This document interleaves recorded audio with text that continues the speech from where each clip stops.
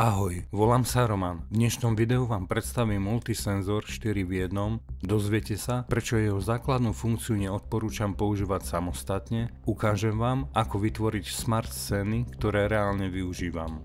Multisenzor 4 v 1. Zigbee senzor 4 v 1 kombinuje 4 dôležité funkcie. Senzor pohybu, PIR, senzor teploty v miestnosti, senzor vlhkosti a senzor intenzity svetla. Multisenzor je kompatibilný s aplikáciou Tuya a Smart Life. Kupoval som ho na AliExpresse pred 2 rokmi v cene okolo 32 €. Dnes sa dá kúpiť za 25 €. Aby ste kúpili správny senzor, nezabudnite do vyhľadávača zadať Zigbee senzor 4 v 1 Tuya. Vizuálne aj podľa základných parametrov sa veľmi podobný produkt predáva aj v našich obchodoch, ale v cene okolo 40 €.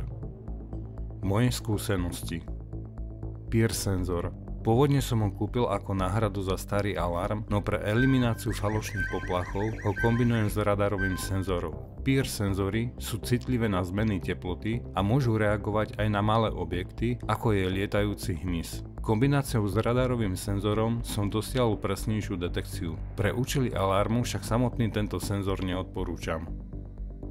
Senzor intenzity svetla. Tie majú zabudované aj radarové senzory, preto ich v tomto výrobku nepoužívam. Senzor vlhkosti a teploty našli uplatnenie v miestnosti s klimatizáciou alebo ventilátorom. Príklady vytvorenia smart scén si ukážeme v poslednej kapitole. Inštalácia. Máme dve možnosti umiestnenia senzora, na stenu alebo na strop. Inštalácia na stenu. Držiak s príslušenstovej súčasťou balenia senzor umiestnime do výšky približne 2,3 metra, mal by byť nasmerovaný oproti oknám alebo dverám, kde je najväčšia pravdepodobnosť vniknutia do priestoru. Plastový držiak priskrutkujeme na stenu, kovový klb zasunieme do nástenného držiaka, na batériový kryt prilepíme magnetický držiak, ktorý umiestnime na kovový klb. Tip. Pre prilepenie odporúčam použiť nanopásku namiesto dodanej obojstrannej pásky, tá sa totiž časom odliepa. Inštalácia na strop. Podhľadový stropný držiak je k dispozícii za príplatok. Pri obdĺžnikovom pôdorise miestnosti je ideálne senzor umiestniť v pomyslenom štvorci bližšie k oknám alebo dverám, kde je najvyššie riziko vniknutia. Ak má miestnosť pôdorys v tvare štvorca, ideálne je senzor umiestniť v strede miestnosti. Napájanie snímača.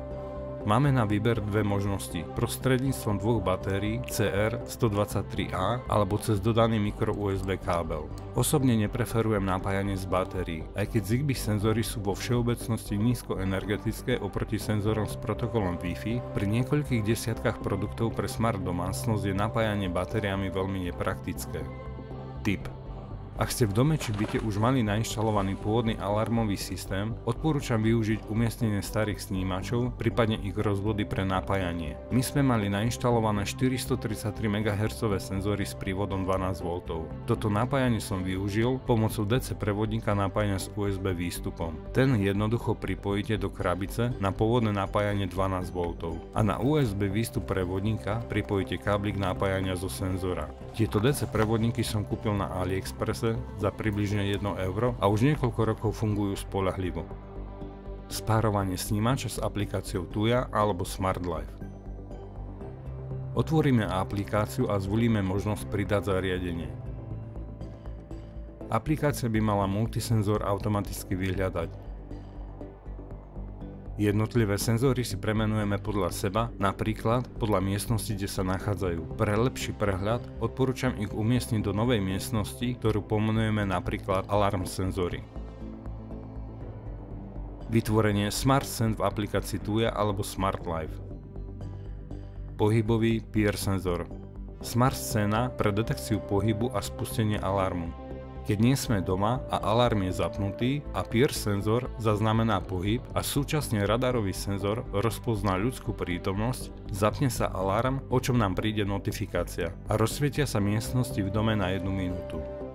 Pridanie podmienky, že poplach sa spustí iba vtedy, keď oba senzory súčasne zaznamenajú pohyb, eliminuje falošné poplachy. PIR senzor detekuje pohyb meraním zmien teploty, zatiaľ čo radarový senzor používa elektromagnetické vlny. V praxi to znamenalo, že PIR senzor spúšťal poplach aj vtedy, keď bol v miestnosti napríklad pes, aj keď bola nastavená najnižšia citlivosť. Naopak, radarový senzor reagoval na pohyb robotického vysávača. Kombinovaním oboch technológií dosiahneme vyššiu presnosť a spoľahlivosť systému. Senzor teploty. Smart scéna na zapnutie klimatizácie. Keď sme doma a je noc a teplota miestnosti je vyššia ako 22 stupňov, klimatizácia sa zapne.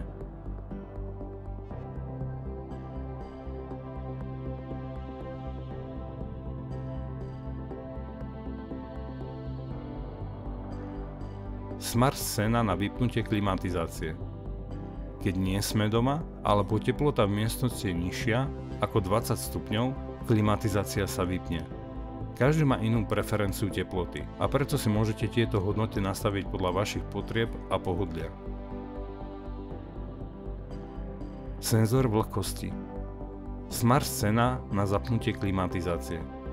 Keď sme doma a je noc a vlhkosť miestnosti je vyššia ako 60%, klimatizácia sa zapne v režime odvlhčovania.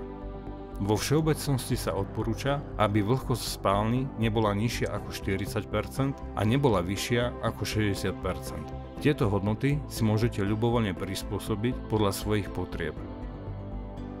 Smart scéna na vypnutie klimatizácie. Keď nie sme doma alebo vlhkosť v miestnosti je nižšia ako 60%, klimatizácia sa vypne.